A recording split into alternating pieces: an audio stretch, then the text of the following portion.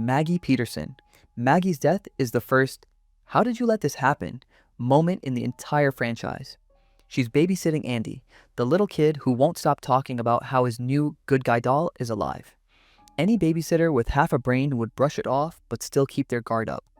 Maggie, on the other hand, wanders around the apartment like nothing's wrong. When she hears noises in the kitchen, she doesn't grab Andy and lock the doors. She doesn't even call Karen to double check. Instead, she does the one thing you should never do in a horror movie. She goes to investigate alone at night in a place where things already feel wrong. That's when Chucky sneaks up with a toy-sized hammer and smacks her right in the forehead. It's not even a brutal kill, just a quick thump. But Maggie stumbles back in dramatic slow motion and goes crashing through the window. She falls several stories before smashing onto a parked car, her body crumpled like a rag doll. The death is dumb for two reasons. First, a grown woman was taken out by a doll with a hammer. Come on. Second, she literally walked into it by following the noise. Maggie is the textbook example of how curiosity kills in this franchise. Matson is one of those characters who doesn't seem like a total idiot at first. He's a company man tasked with transporting the good guy doll after the Chucky fiasco from the first film. He tosses Chucky in the backseat and drives off, but the moment things start feeling weird, he makes every wrong choice possible. Chucky crawls up and basically hijacks the car. Matson freezes. He doesn't slam the brakes, doesn't swerve, doesn't even try to toss the doll out the window. He just sits there, letting Chucky hold him hostage with a gun. No questions, just drive. And here's the kicker. The gun isn't even loaded. Instead of using the obvious size advantage to fight back, Matson panics and gives up control of the situation. Chucky quickly takes a plastic bag, slips it over Matson's head, and suffocates him. A full-grown man sitting in a car, killed by a doll with a bag? The whole scene is dumb because it could have gone 100 different ways. If Matson had used half a brain cell, he could have thrown Chucky across the car or braked hard enough to send him flying. Instead, he volunteered to be one of the easiest kills in the franchise. Joanne Simpson. Joanne is Andy's foster mom, and while she's meant to be nurturing, her death is one of the weakest and dumbest in the entire franchise. She's upstairs, working on sewing, when Chucky decides to attack.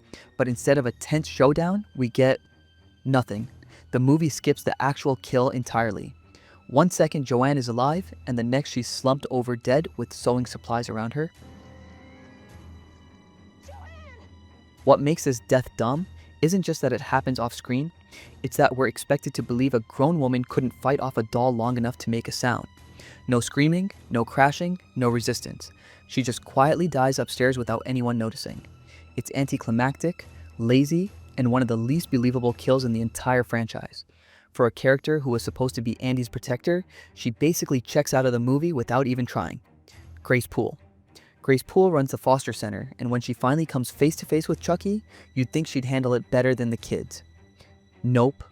She ends up locked in the office copy room, surrounded by sharp objects and plenty of space to maneuver. Instead of grabbing something, literally anything, to fight back, Grace just screams and stumbles around like she's already given up. Chucky grabs a paper cutter blade, the kind of thing every school has lying around, and stabs her right in the chest. She collapses dramatically onto the copy machine, which spits out pages with her bloody face imprinted on them. Visually, it's iconic, but logically, it's dumb. She had a room full of potential weapons, and she let a doll with a glorified paper trimmer take her out. Grace's death is a perfect example of how sometimes characters in Child's Play don't die because Chucky is smart. They die because they're too dumb to move their feet. If you're still watching, make sure to subscribe and leave a like on this video.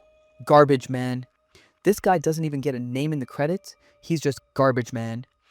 But his death is memorable for how dumb it is. He's working his route when Chucky sneaks into the back of the truck. The man hears noises inside and assumes something stuck. Maybe trash or an animal. Instead of shutting the truck down and checking safely, he climbs right inside. You know, the one place you should never climb into when the compactor is running. Chucky hits the controls and the walls start closing in. The man screams and struggles, but it's too late.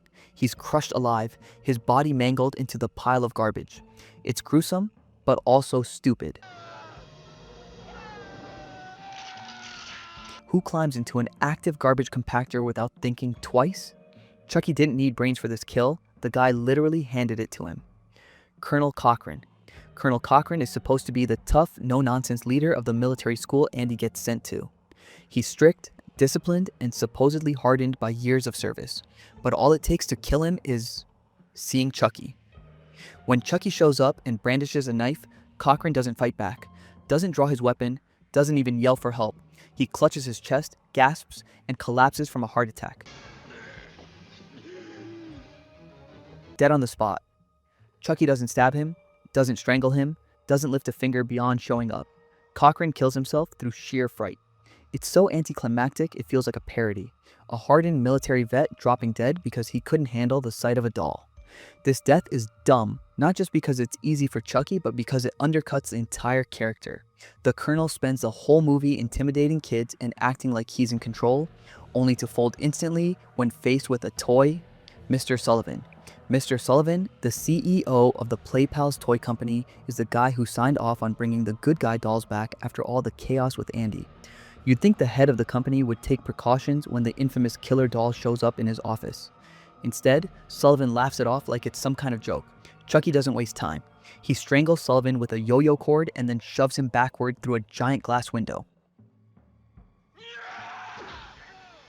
The man crashes down onto a company car parked outside. The death isn't just dumb because of how quickly it happens. It's dumb because Sullivan had every warning sign in the world. The doll has been linked to multiple murders. The kid who owned it practically begged people to listen, and the CEO still kept one in his office like it was a cute collectible. This is corporate stupidity at its finest. He didn't die because Chucky was clever. He died because greed made him blind. John Bishop. John Bishop, better known as Dr. Death, is the voodoo practitioner who taught Charles Lee Ray the dark magic that let him put his soul inside the good guy doll. You'd think someone who knows that kind of supernatural power would also know how to protect himself. Spoiler, he doesn't. When Chucky shows up looking for answers, John immediately folds. He admits he never should have taught Charles the ritual in the first place, and he basically just gives Chucky the info he wants. Then, instead of preparing some kind of defense, maybe keeping a protective charm, a weapon, something, he just argues with him in his apartment. Chucky pulls out a voodoo doll of John, twists it around, and starts breaking his limbs one by one. John screams in agony as his arms and legs snap like twigs. Finally, Chucky drives a knife straight through the doll's chest, and John collapses dead in real life. The dumb part? John had years to prepare for the possibility that Charles would come back to use his own teachings against him. He could have hidden, fought back, or set up protections. Instead, the guy basically signed his own death warrant by sitting in his living room with a voodoo doll of himself just lying around. Chucky didn't outsmart him. John outstupided himself. Brett Kavanaugh. This one isn't as flashy as some of the others, but it's pure dumb luck mixed with carelessness. During a war game exercise at Kent Academy, Chucky sneaks in and swaps the paintball rounds with live ammunition. None of the cadets bother to check their gear. They just assume everything's fine and march into the exercise. When the game begins, Brett is one of the first to get shot, except this time, it's not a harmless paint splatter.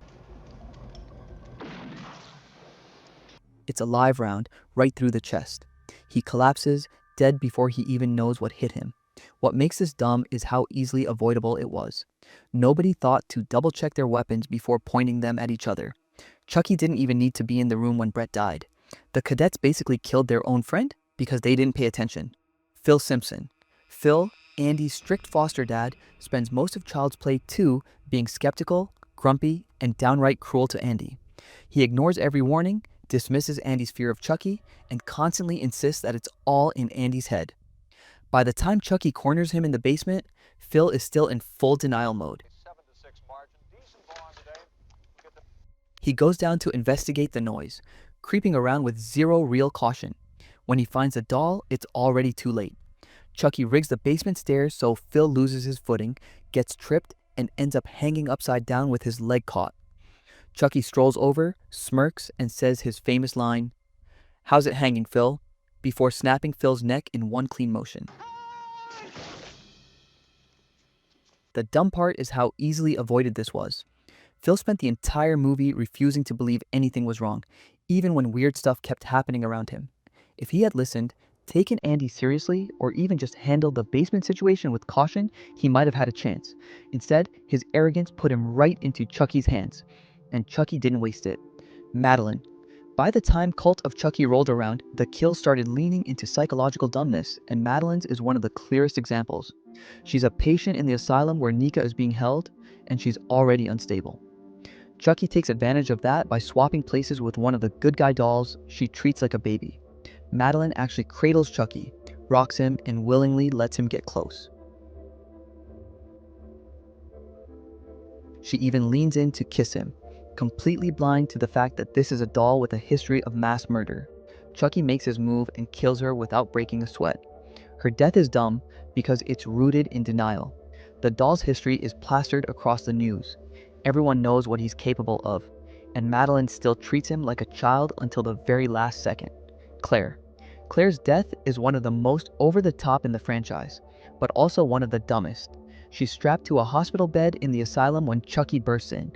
Instead of trying to fight or roll off the bed, she just screams while Chucky sets up his kill. He positions a skylight overhead and manages to shatter it. The glass rains down in giant jagged shards, slicing Clare to pieces right where she lies. The setup is ridiculous, but what makes it dumb is Claire's total lack of effort. She had time to move, time to dodge, even time to shield herself, but instead she lays there like she's waiting for her appointment. It's a death scene that looks stylish on screen but falls apart the second you think about it. If you enjoyed this video, make sure to leave a like and subscribe to my channel. I would really appreciate it.